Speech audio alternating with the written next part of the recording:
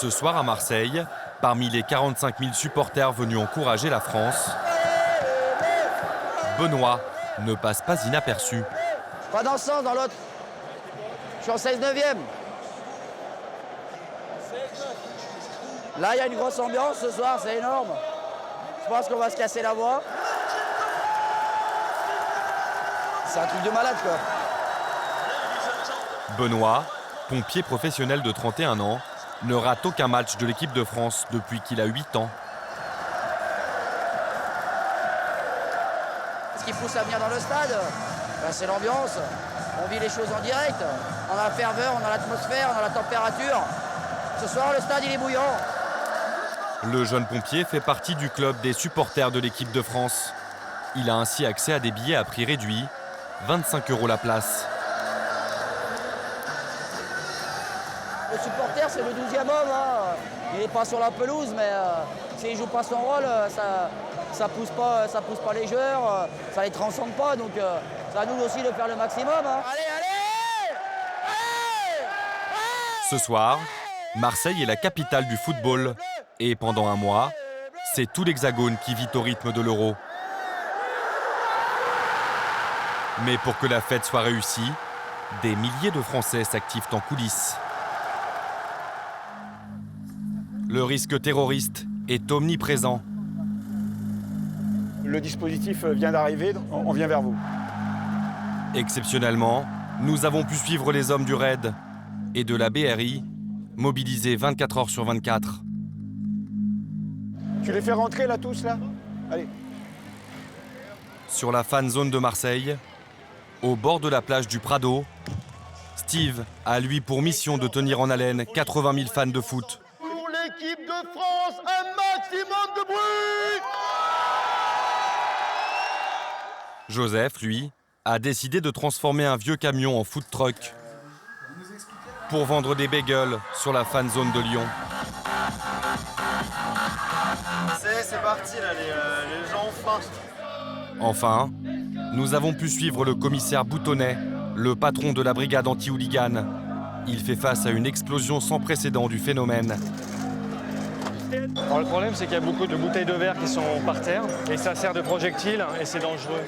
Au total, 7 millions de visiteurs sont attendus, qui devraient dépenser 1 milliard d'euros en France. Entre enjeux économiques et gestion de la sécurité, le pays est sous tension.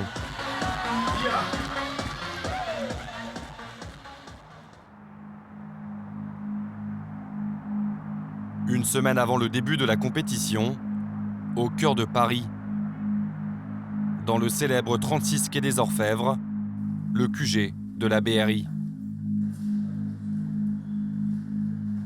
Le commissaire Georges Salinas, numéro 2 de la brigade, doit protéger les points sensibles face aux menaces terroristes.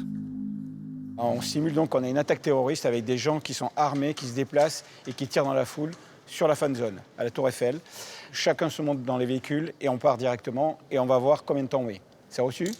Reçu. Le champ d'action de la BRI englobe tout Paris, notamment le Parc des Princes, et un autre lieu phare de la compétition, la fan zone du Champ de Mars, où sont attendus chaque jour 90 000 fans de football.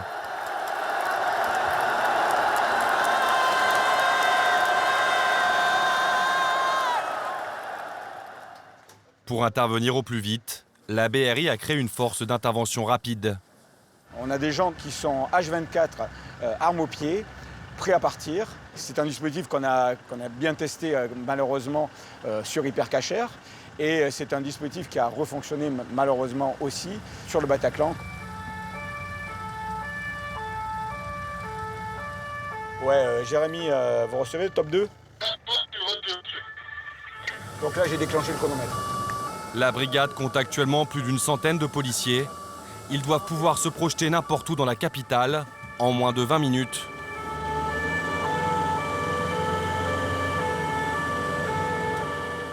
L'objectif, c'est d'arriver sur place dans un temps record, puisqu'on sait que dans un temps minimum, on a énormément de gens qui peuvent être victimes. Donc le temps est compté dans ce genre d'attaque terroriste. On utilise tous les moyens que le préfet de police met à notre disposition, c'est-à-dire des motos si c'est plus rapide, les bateaux si c'est plus rapide. Donc on a la brigade fluviale qui se met à notre disposition en cas d'attaque.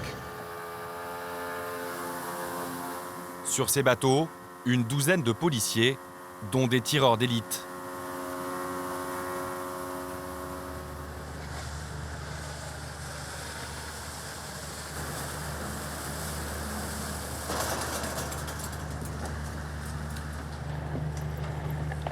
Je prends à droite.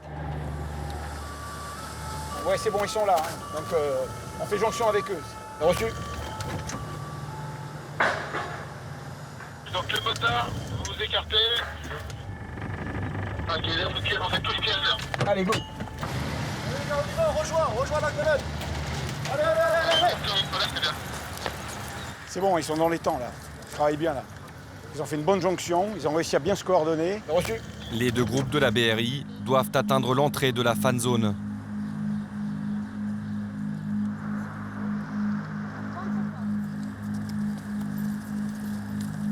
Allez, on positionne une arme. Allez, top, c'est parti. Donc là, on a positionné une colonne d'assaut qui est prêt à agir. On vient de mettre un sniper pour sécuriser tout le site. Ok, c'est bon. C'est sous le regard étonné des touristes que se termine l'entraînement.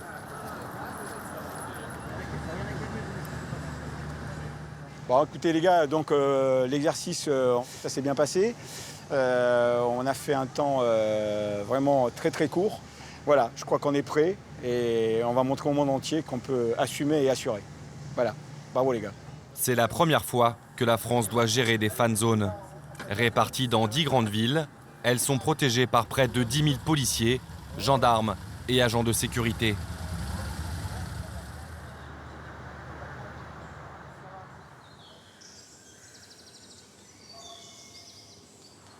Près de Saint-Étienne, les préparatifs avancent aussi pour Benoît, le supporter des Bleus.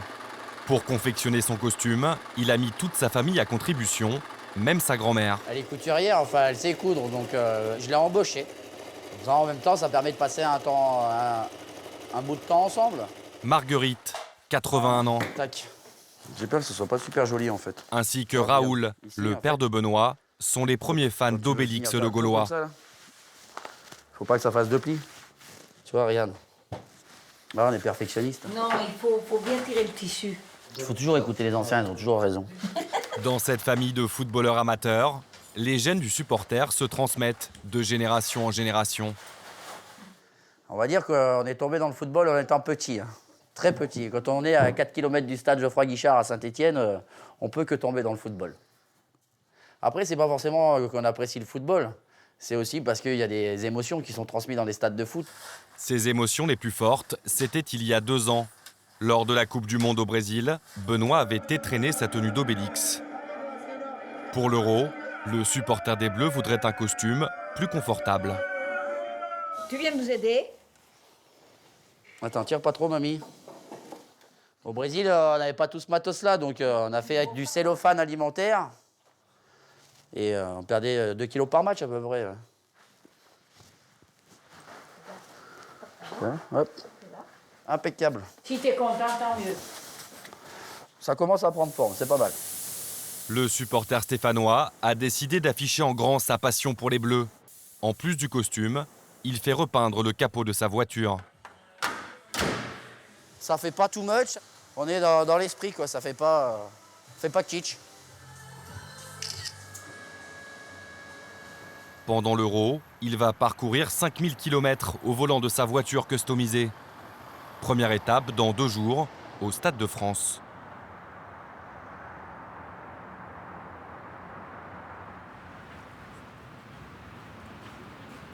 Si l'Euro est synonyme de fête, c'est aussi un événement économique majeur. À Lyon, la fan zone a été installée en plein centre-ville, sur la place Bellecour. Au pays de la gastronomie, les organisateurs ont fait la part belle aux food trucks. Burgers, bagels ou spécialités françaises au menu. Bon, bienvenue à tous. On est super content de vous voir tous ici. Ça a été beaucoup de boulot, pas mal de semaines de préparation. La Fan Zone accueille 10 food trucks qui reversent une partie de leurs recettes à l'entreprise qui gère le site. La région lyonnaise espère, elle, 150 millions d'euros de retombées. Juste quelques chiffres pour vous mettre un petit peu la pression quand même. 20 000 personnes chaque jour, donc pendant 23 jours. Si vous comptez bien, ça fait un demi-million de personnes à nourrir. Donc ça, c'est la pression sur vous. Parmi ceux qui vont relever le défi, 2 jeunes entrepreneurs qui semblent un peu perdus. D'accord. Voilà. Ouais. Il est où le camion? On l'a pas vu le camion. Je sais pas, mais non plus, je l'ai jamais vu. Il dort au chaud, il est sous sa couverture, il se prépare pour... Pour des forces, tu vois. Joseph et Christophe profitent de l'Euro pour lancer leur 3e food truck. Mais ils n'ont jamais participé à un tel événement. La pression commence à monter sérieusement, d'autant plus que là, le camion est en finition à l'heure actuelle. La pression est forte. Les 2 amis et leurs associés ont investi 50 000 euros dans l'aventure. Ouais, là, le but, c'est clairement de Rentabiliser le camion. de rentabiliser le camion au Moi, moins. je pense que ça sera pas. Et puis, Cet événement ne suffira ouais. pas étant donné l'investissement. Ouais, non, c'est sûr. Mais au moins d'en rentabiliser une bonne partie. Ouais. Mais Joseph et Christophe sont loin d'avoir gagné leur pari. Alors que les camions de leurs concurrents sont déjà prêts, à 3 jours du début de la compétition, le leur ressemble encore à une épave. À Annecy, sur les bords du lac, c'est cette vieille bétaillère qui va servir de point de vente aux jeunes food truckers.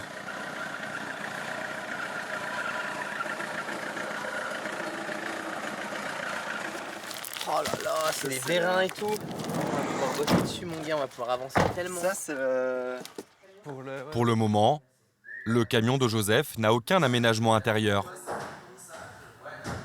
Donc là, en gros, ça, ce sera comme ça. C'est Noël. C'est Noël, là. Là, tu t'imagines même pas comment c'est Noël, quoi. C'est juste énorme, quoi. Ils nous ont laissé du papier aussi. On travaille tout le long. Plan de travail tout le long. C'est d'origine. Ça, c'était d'origine. Tu vas le changer ou pas? Ah, mais on est obligé de le changer. Ouais, parce que c'est tout pourri ça. Faut pas oublier que c'était une bétaillère, quand même, les gars. Il y avait des vaches et des cochons dedans. Donc les heures sont comptées et je pense que ça va être un challenge. On va accepter ce challenge et le réussir. Bon, bah, allez, c'est parti. Allez, go. C'est parti. Il faut des clés de 12. La bétaillère va-t-elle attirer les clients? Verdict, dans 72 heures. La bande de potes va travailler sans relâche pour que le camion soit prêt à temps.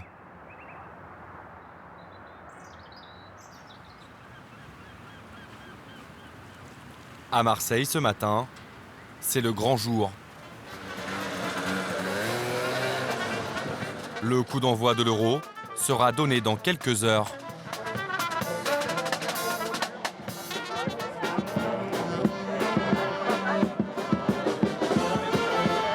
La Fan Zone est installée sur la plage du Prado.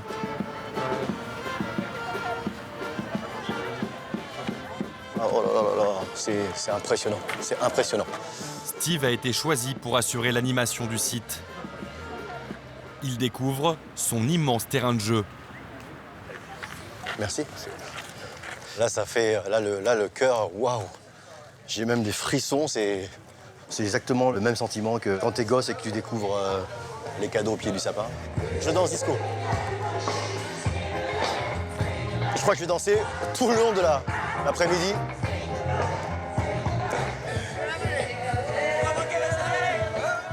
D'où est-ce que vous venez? D'Angleterre. Vous êtes prêts pour demain? Oui, on est prêt. Vous êtes prêts à gagner? Bien sûr, prêt à gagner. Allez l'Angleterre, et bonne chance pour demain. Merci beaucoup. Là, il y en a 5. Et tout à l'heure, il y en aura 80 000. En 20 ans de carrière, Steve a déjà animé de nombreux événements sportifs. Mais l'ancien gosse de banlieue prend soudainement conscience qu'il est face au plus grand défi de sa carrière. Parce que je sais d'où je viens, je sais ce qui s'est passé dans ma vie et d'être là, c'est juste... Attends, attention. Excuse-moi.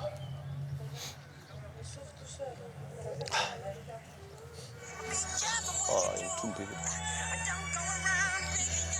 C'est fou, hein, regarde, ça c'est ma femme qui m'appelle. Allô? Oh, tu m'appelles juste au bon moment, là. Je suis devant la fan zone, c'est... Oh, ça va. La soirée débute dans 3 heures. Première étape pour Steve, se présenter à un des responsables marketing de la fan zone. Bonjour, je suis le speaker. D'accord. Sur scène.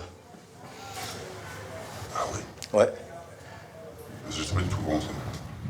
Et alors qu'il doit monter sur scène pour les tests son, l'animateur n'a même pas de micro. Enchanté, Steve, je suis le speaker de tout le mois.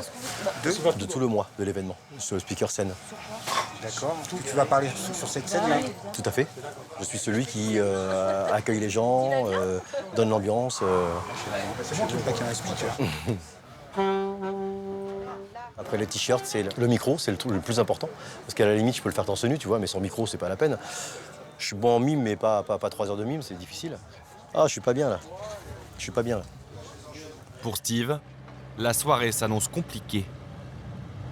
Attention, merci de vous rendre calmement vers la sortie de secours la plus proche.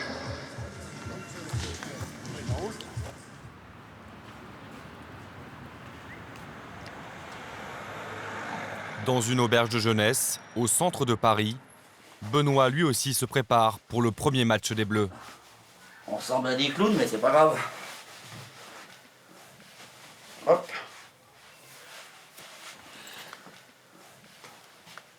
Eh bien, nous voilà partis pour le stade. Et voilà. Les lunettes. Toujours. Et voilà. Allez, parti.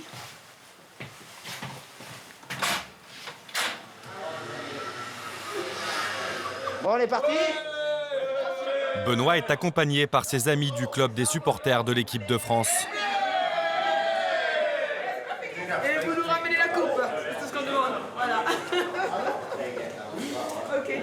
Levé de la victoire. 3-0. Ce soir, 3-0. Allez, Benoît. Allez, un bisou, un bisou. Ah, par contre... C'est pas grave, c'est pas grave. Je suis noir, on verra pas. Dans les rues de Paris, le costume de Benoît fait fureur. Vive la France! Vive la France! Vive la France! Thank you, very Here we go, here we go. Where you guys going? Vous êtes supporter de la France? Non, mais ce soir, nous le serons. Obélix. Obrigado. On n'est pas arrivé au stade, hein, je vous le dis moi. Allez, come on.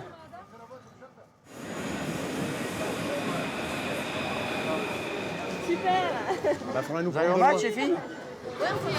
Oh bah nickel. T'en pensez quoi alors de ces petits déguisements? Génial, excellent, super, il joue le jeu à fond, c'est top. Allez, allez, allez. Coup d'envoi de l'Euro dans 90 minutes. On va encore rentrer, hein. Vous inquiétez pas, si vous tombez, je suis molletonné, vous ferez pas mal. À Marseille, la fan zone vient d'ouvrir et les premiers fans arrivent. Ah ouais, dans 2 minutes, on est bon. 2 minutes, il rentre sur scène. Ok, 2 minutes. Steve a finalement trouvé un micro. C'est le moment de vérité. Ça va être complètement dingue ce qu'on va vivre, et ça pendant 1 mois. Merci de nous rejoindre, merci d'être là. Welcome, bienvenue. On est très très heureux de vous voir. À partir de maintenant, faites péter les selfies, faites péter les photos, parlez de l'événement, dites que vous êtes là. La fan zone est ouverte. Ce soir, c'est une soirée particulière. Non seulement c'est la première, c'est l'inauguration. Quelques minutes plus tard, la fan zone s'est remplie. Steve compte en profiter pour faire monter l'ambiance. Dès que tu sens que toi, il n'y a plus le son là-bas, tu balances. Hein, avec une chorégraphie qu'il a préparée spécialement pour l'Euro. j'aimerais voir tous les gens qui sont assis debout, s'il vous plaît. J'aimerais voir tout le monde debout, please. Stand up, please. Stand up, please, everybody. S'il vous plaît. Steve parviendra-t-il à capter l'attention des milliers de fans présents? Entre Marseille, entre les supporters.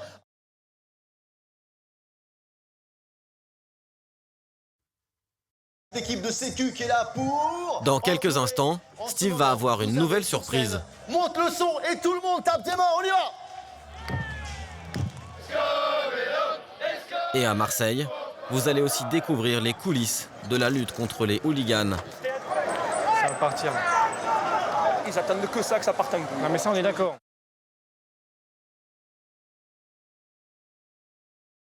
Monte le son et tout le monde tape des mains, on y va! La malchance continue pour Steve. Cette fois, c'est la sono qui reste muette. Excellent, ça va être une fête de folie. On va la vivre ensemble, évidemment. Bonjour à tous nos supporters. À 20 minutes du coup d'envoi, Steve stoppe sa prestation. Au lieu des 80 000 personnes prévues, il y en a tout juste 10 000.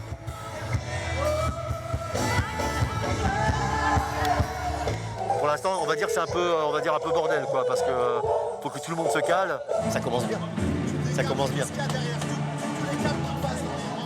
Voilà, c'est une journée de calage, on va dire. Vivement demain, quand même, vivement demain.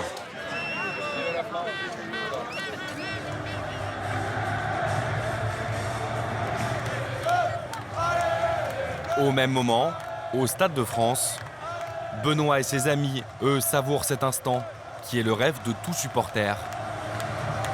Êtes-vous heureux d'être dans le stade? Ah oui, ah oui, ah que oui. Ah que oui. Il y en a qui aimeraient être à notre place, mais nous on ne lâchera pas à notre place. Allez, les bleus, allez, les bleus, allez.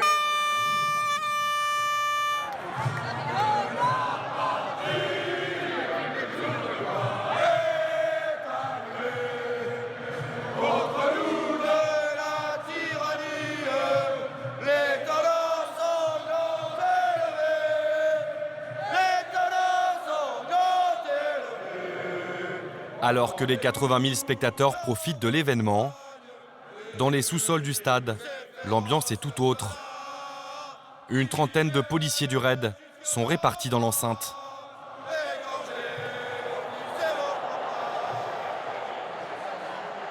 Ouais, c'est suivi, Dédé, suivi.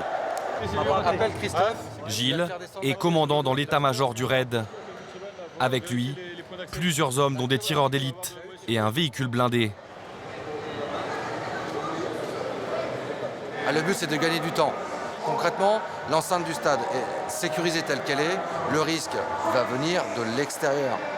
L'objet de notre présence, c'est d'être en capacité de se projeter au plus tôt sur la menace identifiée, de manière à s'interposer le cas échéant, de manière à ce qu'elle n'atteigne pas le sacro-saint qui est le stade. Voilà. Et chaque minute gagnée, c'est des vies sauvées, c'est notre mission après tout.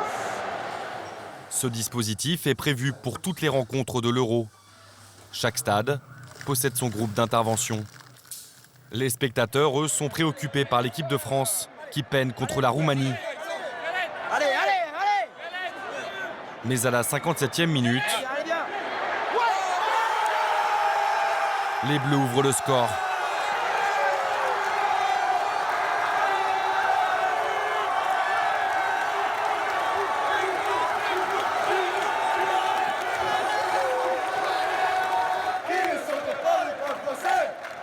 Pour leur premier match, Griezmann et ses coéquipiers s'imposent 2-1. Les supporters sont sur le point de quitter le stade, l'esprit léger. Nous on prépare les sorties, les évacuations. Mais c'est un moment critique pour le RAID. Nous, ce qui redoute le plus, c'est les entrées et les sorties. Puisque là, les gens sortent de ce périmètre ultra sécurisé qui est le stade. Et plus on perd de temps dans l'évacuation des gens, et plus vous augmentez potentiellement et mécaniquement le risque que ces gens soient des cibles. Le RAID protège le Stade de France depuis le 1er janvier. Et si ce soir tout s'est bien déroulé, c'est aussi grâce aux entraînements des derniers mois.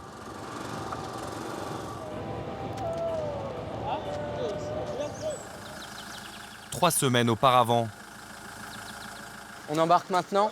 Je vous laisse passer devant. nous avons filmé, en exclusivité, un exercice du RAID.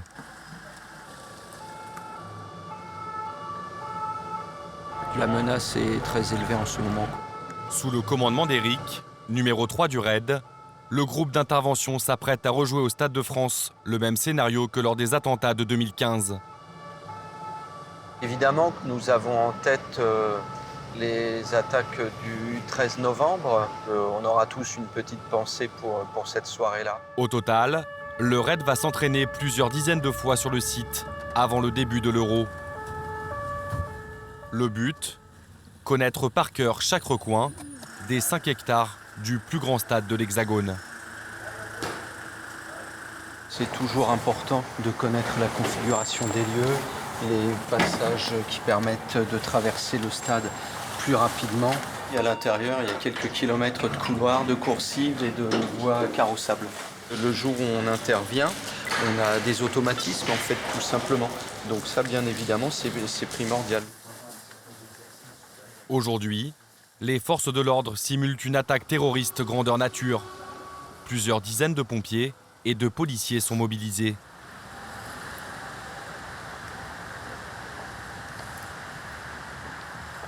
« 250 figurants quittent le Stade de France pour rejoindre les transports en commun, quand soudain,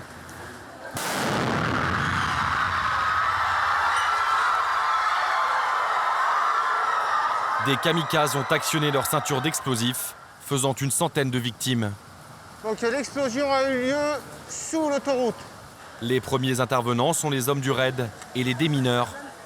Leur mission, sécuriser la zone pour que médecins et pompiers puissent porter secours aux blessés. On a brouillé la zone, on n'a pas trouvé de kamikaze. La première chose, là, c'est sécurisé, vous pouvez y aller. Ouais, c'est bien reçu, donc nous on continue à sécuriser pour le SAMU et les pompiers aussi. L'objectif est aussi d'améliorer la coordination des équipes de secours et des forces de sécurité. On va vous repousser un petit peu, s'il vous plaît. Donc, on est d'accord, on les fait venir là, ils tournent et ils repartent là. On est au contact des blessés, hein, donc une multiplicité de blessés avec les ambulanciers du SAMU qui savent faire aussi. Ça va, chérie? Non, mais là, elle est livide, elle a perdu plein de sang. 4 décédés, 10 urgences absolues et 15 urgences relatives. Est-ce qu'on est à l'abri d'un véhicule qui pourra utiliser une arme automatique? On va remettre quelqu'un sur le bout là-bas. Sur les deux côtés? Voilà. Les gars, vous allez là-bas, là, à l'avant-dernier pylône, et vous interdisez toute la zone arrière, d'accord? On va se mettre là. Ce type d'exercice a été répété dans tous les stades avant le début de l'Euro.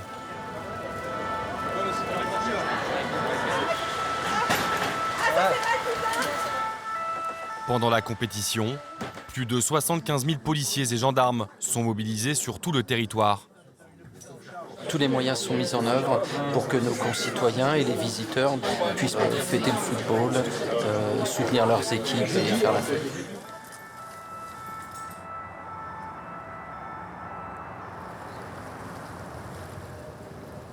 Sur les rives du lac d'Annecy, Joseph, le jeune food trucker, met lui aussi tout en œuvre pour être prêt le jour J.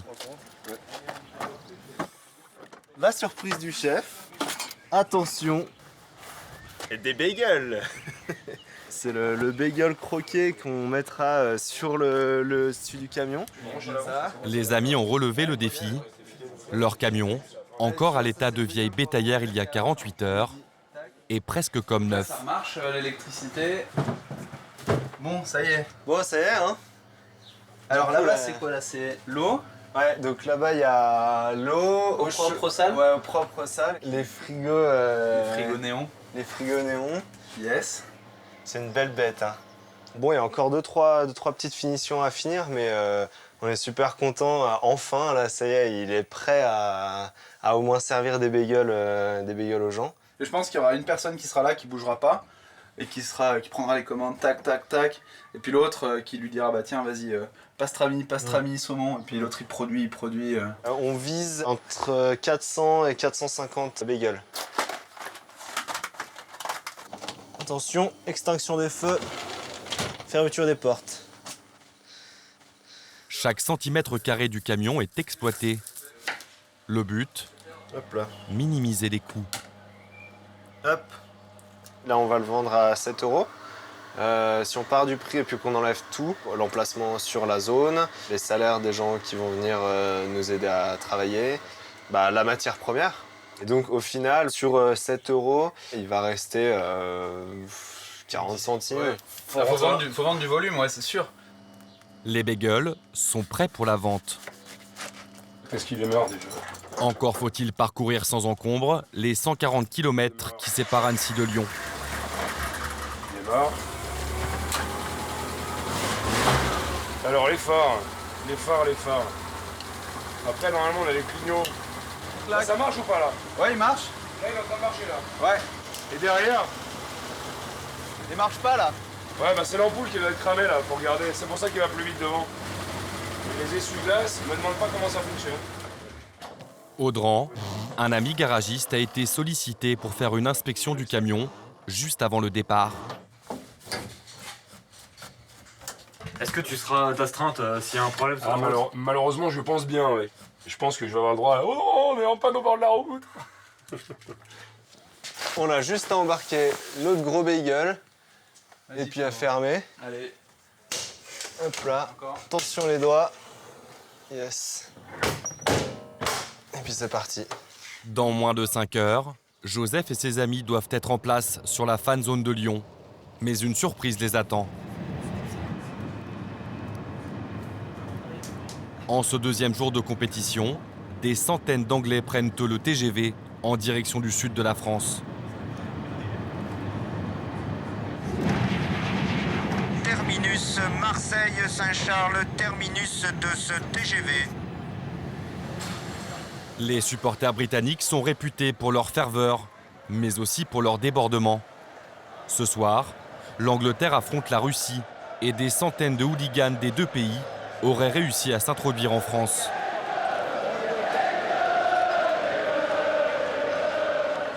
Antoine Boutonnet, commissaire, dirige la DNLH, la division nationale de lutte contre le hooliganisme.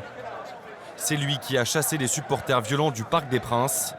Il a fait le déplacement à Marseille pour ce match à risque.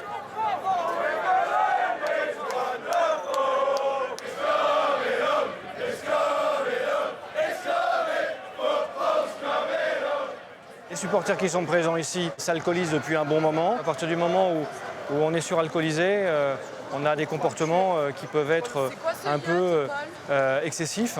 L'alcool, oui, c'est un catalyseur de violence. En lien avec la préfecture de police, le patron de la DNLH participe au dispositif des forces de l'ordre. Donc, sachant que les gens du Coq Boulogne étaient attablés avec les supporters anglais. Pour repérer les supporters dangereux, le ministère de l'Intérieur est aidé par 220 policiers étrangers. On les appelle les spotters. C'est une collaboration internationale. On a des groupes de spotters, ce sont en fait des policiers qui sont physionomistes et qui sont spécialisés dans la suivi des supporters à risque dans leur pays. Donc on a des spotters anglais et des spotters russes également. Des policiers russes viennent justement de repérer un groupe qui leur semble inquiétant. Vous avez des problèmes avec vos supporters? Oui, non? Un petit peu? Il y a un petit groupe de Russes. D'accord. Eux, Ok. attendent. Dans le secteur, il y en a quelques-uns qui traînent. Il suffit d'un petit truc et ça part. C'est un jeu du chat et de la souris qui commence. Les supporters anglais sont regroupés devant les bars du Vieux-Port et des hooligans russes ont été repérés dans les ruelles avoisinantes. Il peut y avoir toutes sortes de problèmes entre supporters lorsque ça se croise. On est extrêmement vigilants, on est très présents. Attends 2 secondes. Soudain, un groupe de Russes fait irruption. Ça, c'est les Russes. Ça, c'est les Russes? Ouais, donc vous voyez, on met en place un dispositif rapidement pour éviter qu'il puisse y avoir des situations dégénératives. Il y a du lourd. Hein. Les policiers se déploient pour éviter que les deux camps entrent en contact. Mais madame, là, si vous voulez que votre enfant il prenne un coup, madame, ne restez pas là avec vos enfants. Là, ils partent en défilé du Vieux-Port, les Russes. Donc, ils passent devant les bars des Anglais, c'est la guerre. Si ça bouge. Et il faut réagir, là. Ça va partir. Ils attendent que ça parte un coup. Non, mais ça, on est d'accord. Ça charge. Les CRS parviennent à chasser une partie des hooligans russes. Malgré tout, la situation dérape. C'est parti, c'est pas en bagarre. Et là, donc, on est au niveau du Vieux-Port, au niveau de l'Ombrière, là. Alors, le problème, c'est qu'il y a beaucoup de bouteilles de verre qui sont par terre. Et ça sert de projectile et c'est dangereux. 300 Anglais et 200 Russes s'affrontent maintenant en plein centre-ville.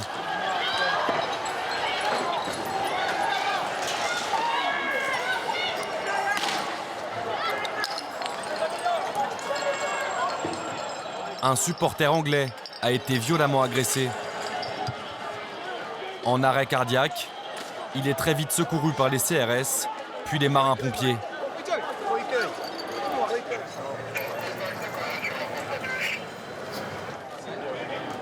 On a un supporter anglais qui est blessé assez grave. A priori, c'est suite à la bagarre. Donc effectivement, il a au niveau de la face, il a quand même il a l'air assez blessé sérieusement. Les échauffourées font une quarantaine de blessés. C'est clair qu'on voit bien que ce genre de mouvement de foule, ce genre de provocation avec des violences peut entraîner des faits assez graves. Et la police, s'il vous plaît. Oui, quoi? Vous êtes bien de la police? Oui. Qu'est-ce qui se passe? Où sont vos amis? Il n'y a personne, ok? Mais on a le droit d'être là. Non, pas ici, vous allez là-bas. Antoine Boutonnet transmet ses informations à la préfecture de police. Une dizaine de supporters anglais sont arrêtés. Dans les jours qui suivent, la priorité des autorités est d'interpeller les hooligans russes. Ça c'est quoi? Ça c'est des Anglais? Ça c'est des Russes? C'est à Logne, en région parisienne, qu'est implanté le centre de coopération policière internationale, spécialement créé pour l'Euro. C'est un suspect de Marseille. Ok. Ici, convergent les images de toutes les caméras de surveillance aux abords des stades. Ils disent que c'est un Russe, c'est celui qui sont suspects. Effectivement, c'est sur la place où il y a eu l'agression, tout à fait. Grâce à ces vidéos, les équipes du commissaire Boutonnet ont pu retrouver les supporters russes responsables des bagarres à Marseille. L'objectif, c'était surtout de procéder à un certain nombre d'identifications de personnes qui auraient pu être reconnues par le biais des spotters russes, notamment et également anglais. Un certain nombre d'entre eux ont été interpellés. D'autres personnes qui présentaient un risque de trouble à l'ordre public ont été amenées à quitter le territoire.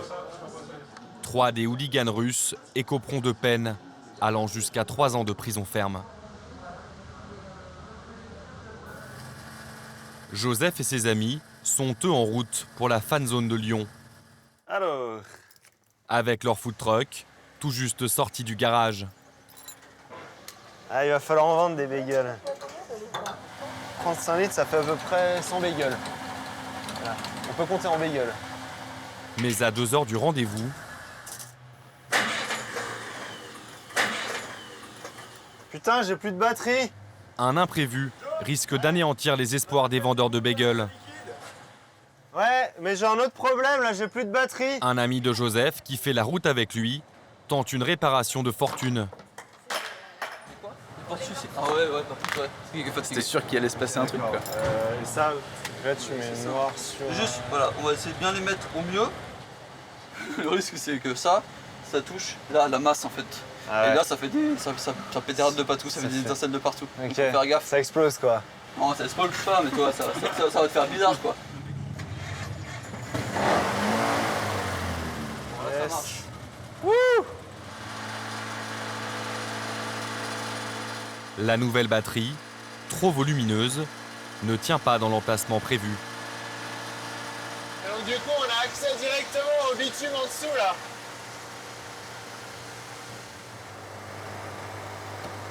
En descente, avec le vent dans le dos, je peux atteindre les 90 km/h.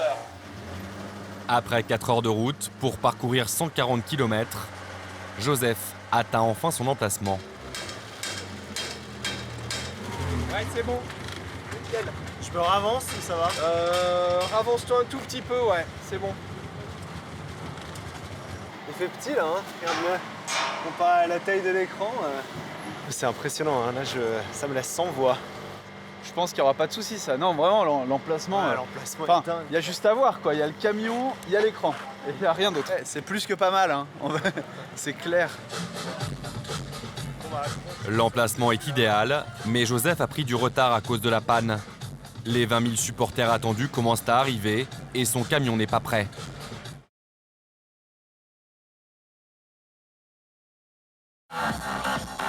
Dans un instant, Joseph, qui n'a jamais testé son camion, va devoir vendre des centaines de bagels. Saumon, hein? Yes, je te laisse voir avec ma collègue. Et à Marseille, Steve va enfin vivre le moment qu'il espérait tant. Pour l'équipe de France, un maximum de bruit!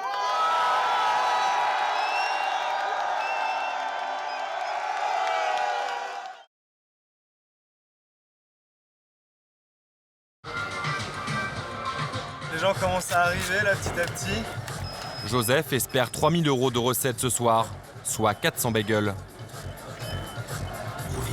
C'est pas mal, hein? Regarde, on voit que ça. Pour l'aider, le jeune entrepreneur a fait appel à Hélène, une amie d'enfance spécialiste des accessoires. Avec la bonne bretelle, Nice. le petit béret, Le petit Eric qui va sauf bien. Frenchy. À peine le temps d'enfiler son costume, les festivités commencent. Bonjour la France de Lyon, est-ce que ça va? Le célèbre DJ Bob Sinclair chauffe la foule avant le coup d'envoi du match.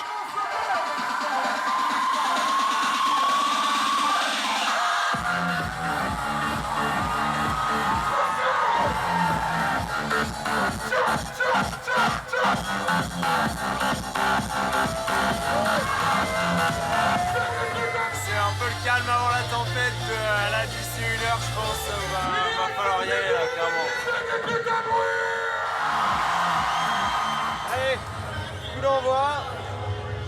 Le premier. Je mets plein d'amour dedans, là. Mais le premier coup de feu arrive plus vite que prévu. Saumon, hein? Yes, je te laisse voir avec ma collègue. C'est parti, là, les gens ont faim. Merci à vous. J'ai peur. Ça fait quand même plaisir de voir que ça y est, les gens se sont réveillés. On en a combien? 12. On est au 12e. Pour le moment, les ventes ne décollent pas, mais Joseph ne perd pas espoir. Les retours des premiers clients sont encourageants. C'est très bien, ça vaut le coup, hein. Franchement. Je connaissais pas et je suis agréablement surpris, c'est très très bon. Bien dosé au niveau des épices, pas de problème, c'est très bon. Début du match, les clients désertent le food truck. Pour Joseph, c'est à la mi-temps que tout va se jouer. Faites-moi un bagel à la viande, s'il vous plaît. C'est la mi-temps du match, c'est maintenant qu'il faut pouvoir envoyer le plus possible. Ça y est, le marathon est lancé là. 2 bœufs, ok. Regarde-moi ça, l'enlever là. C'est rempli. Oh la belle affaire. Allez là, hop là, ça c'est 2 autres bifs. Cette bonne mi-temps sera-t-elle suffisante pour atteindre les 3 000 € espérés? 0-0, il y a eu des transversales. Au coup de sifflet final, les milliers de supporters quittent la fan zone. 2 victoires et un nul. Alors bilan, du coup on va compter.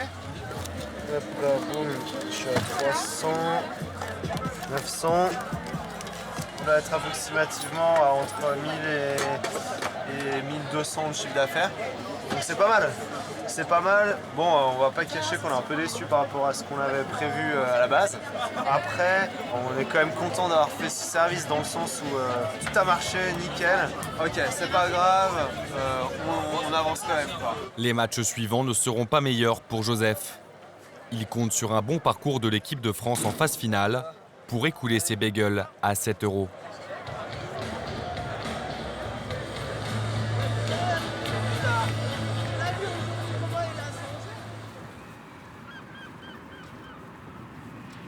Cinq jours après les affrontements entre hooligans, Marseille semble avoir pansé ses plaies.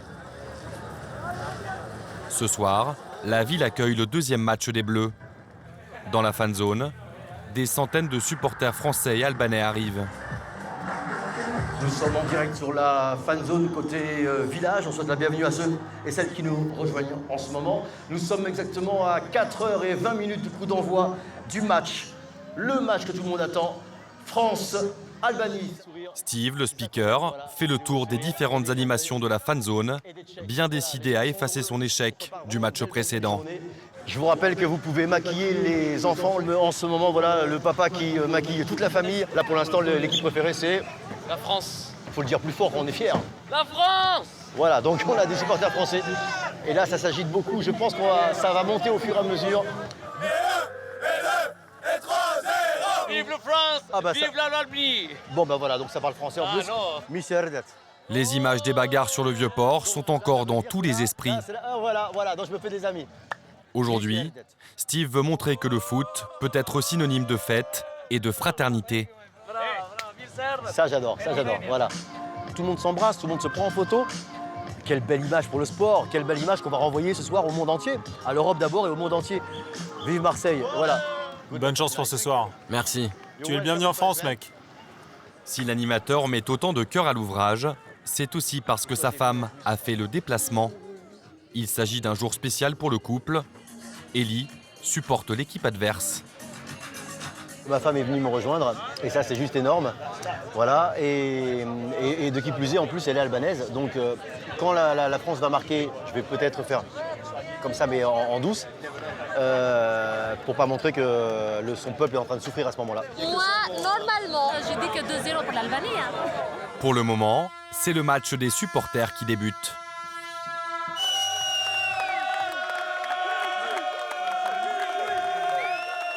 Derrière, il y a la fan zone. Et là, j'en ai encore, c'est pas fini. C'est une ambiance de fou. J'ai les poils. Ça, on le vit qu'une fois.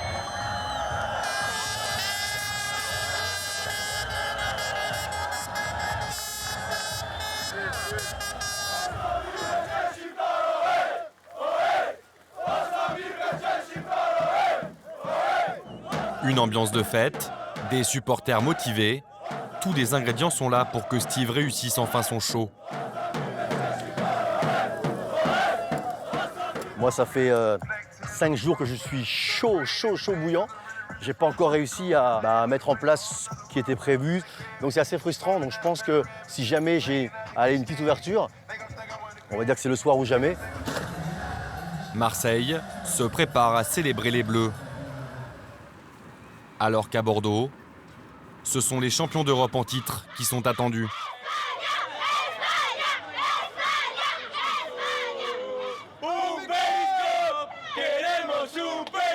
Plusieurs dizaines de supporters font le siège de l'hôtel 5 étoiles où l'équipe d'Espagne a installé son QG. Ils sont fantastiques. C'est le top. On va gagner, c'est sûr. Il n'y a pas de possibilité. Les fans de la Roja patientent derrière le périmètre de sécurité.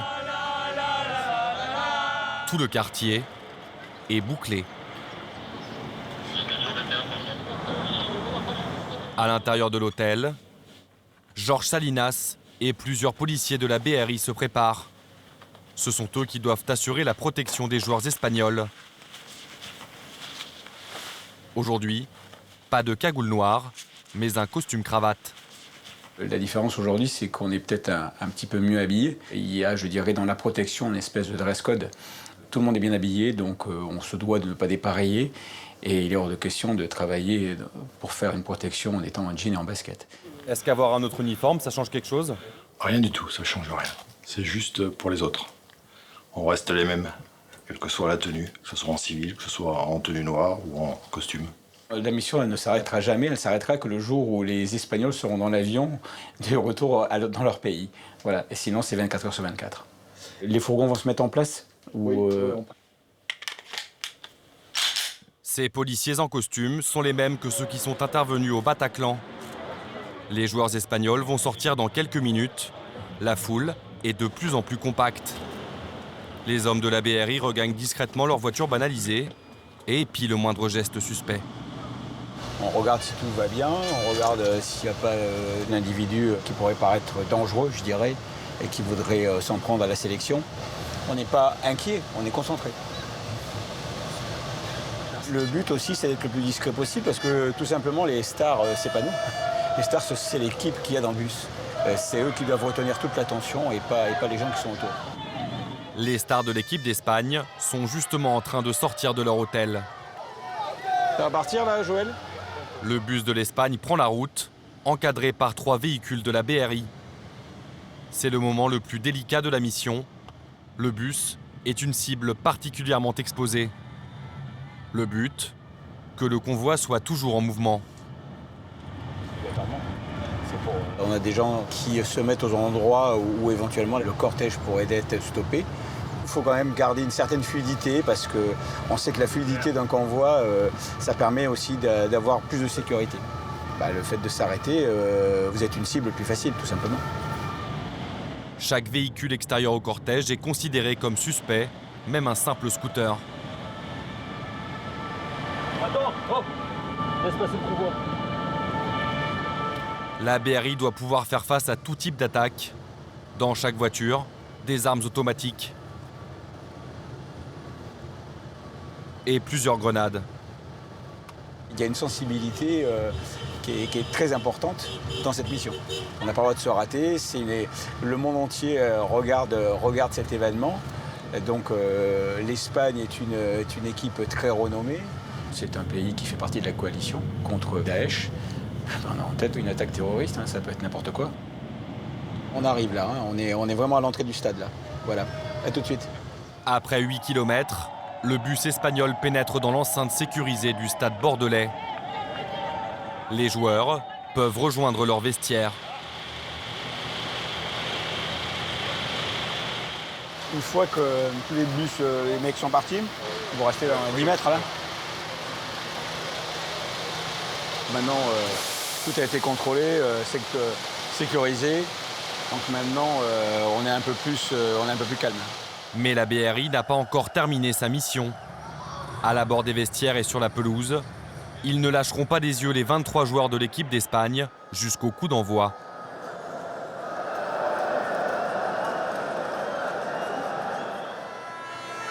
À Marseille, sur l'avenue du Prado, les 65 000 spectateurs venus assister au match de l'équipe de France se dirigent vers le stade Vélodrome. Parmi eux, la nouvelle mascotte des supporters français.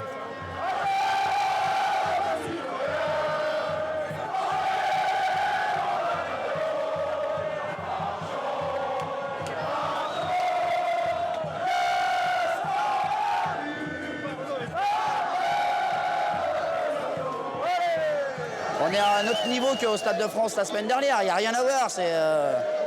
Là, on est dans une autre dimension. C'est une autre dimension. On sent que Marseille est une ville qui aime le football, qui respire le football.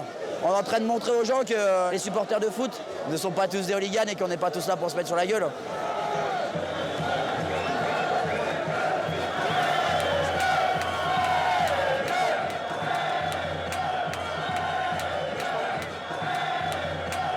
C'est surtout ça qu'on vient chercher. Après, ce qui se passe sur le terrain, voilà, les mecs, ils gagnent, ils perdent. Mais c'est l'humain qu'on va chercher. Regarde, il est albanais, tu vois, regarde. Voilà, c'est énorme, c'est énorme, c'est énorme. C'est un partage, c'est une communion. C'est ça qui est bon. On n'est pas là pour se faire la guerre. On gagne, on perd. Exactement. Que le meilleur gagne. De toute façon, il y a toujours. Bon, j'espère que la France va gagner quand même. Hein. Si la France gagne ce soir, elle sera qualifiée pour les 8e de finale. L'un qui peut lui la prendre, s'il vous plaît, les gars, soyez gentlemen, quoi. Allez. Benoît, lui, prend goût à son nouveau statut. Dans la boîte. Ouais, nickel. Photo. Allez, photo. Monsieur prend la photo. Ouais, mon mari, quand même, faut qu'il se Vous n'avez pas le contre-jour, là, ça va, là? Mais Obélix se retrouve vite débordé par les demandes incessantes. Ah, j'ai plein de gens. En marchant, les gars, en marchant, les gars. Parce que j'ai mes potes devant. Je suis comme vous, je vais aller voir le match, les mecs. Allez, nickel, bon match, les mecs. Fin du parcours d'obstacles avec la fouille devant le Vélodrome. Ça, hein, c'est moyen dans la prochaine magie. C'est bon? Merci, Obélix. On y est, là? Ah, ça sent bon, là.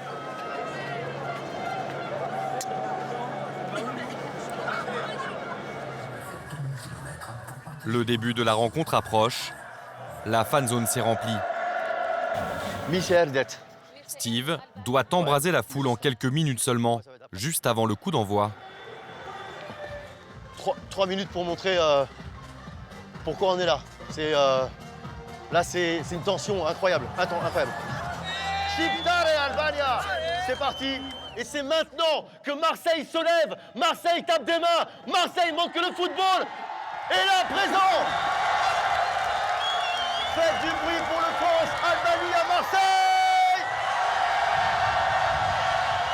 Je vais donc à partir de maintenant traverser toute la foule pour montrer que Marseille sait recevoir. S'il vous plaît, Marseille.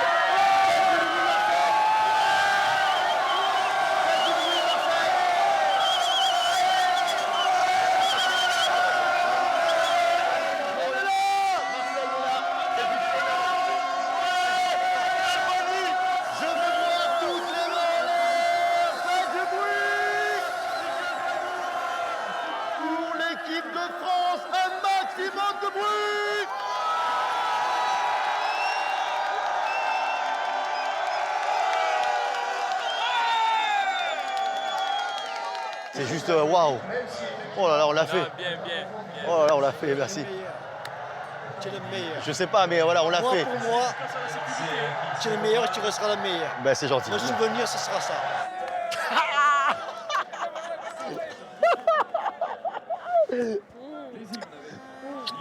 Oh, c'est top, c'est top, c'est top. Je fais ça, pour donner et partager. C'est juste, c'était quoi? C'était 1 minute. Ça m'a fait mes 5 jours d'attente. Au Vélodrome, malgré les encouragements des supporters, le début du match des Bleus est raté. Ouais! Oh putain! Ah, pour le moment, c'est pas génial, là.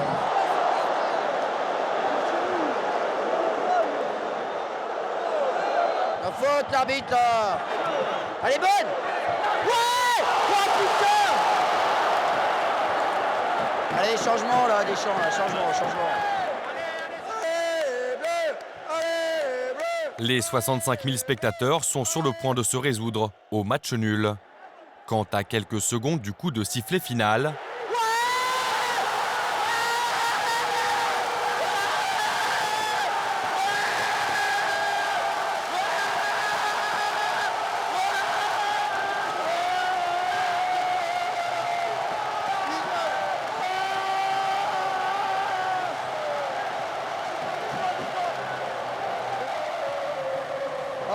c'est la 89e.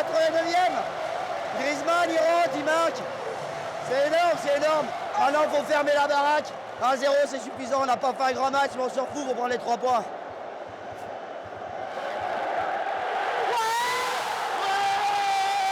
ce soir, les Bleus offrent une double ration de bonheur à leurs supporters.